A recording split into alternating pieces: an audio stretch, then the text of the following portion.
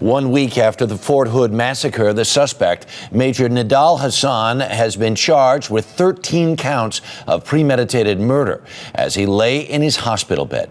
Joining us from Fort Hood, Texas, is Colonel John Galligan, a retired Army officer who is Hasan's civilian attorney. Good morning, Colonel. Good morning. First things first, you met with Hasan at some point yesterday. Is he coherent? He's coherent, and you're correct. I did meet with him. I was totally surprised to learn that there was going to be a major press release or a meeting with the disclosure by PAO officials. And when I queried about that, I wasn't too sure what time it was going to occur, what it was going to be about. But I learned from actually members of the media that apparently he was going to be charged yesterday. I was surprised by that, and I was saddened by the manner in which it occurred because I received belated notice. Here's the important question. How unusual is it for a case as important as this one is, for the suspect to be charged with a crime and for his attorney not to be present?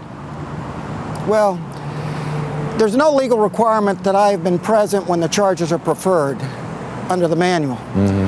However, given, as you've noted, the high-profile nature of the case, given his location and status, still in an ICU unit,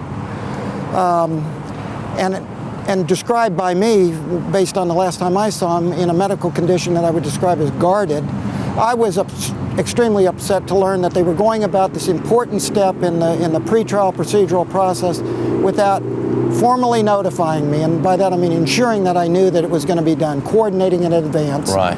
That would have permitted me to be down there. Mm-hmm. In all honesty, my first 5 minutes with the client were spent almost apologizing for the manner in which it went down. Right.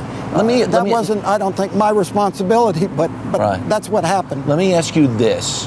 Now that you've had the opportunity to speak with him a couple of times, right? Do you think, and this is not from a scientific or even legal standpoint, but just as you've been able to speak with him, do you think he's competent to stand trial?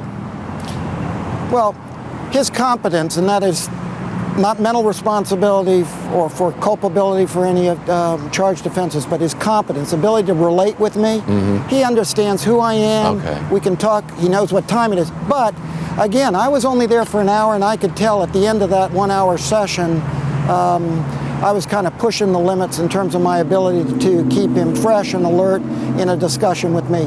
His medical condition is extremely serious. Colonel Galligan, thank you very much for your time this morning. You're welcome, sir. Right, thank you.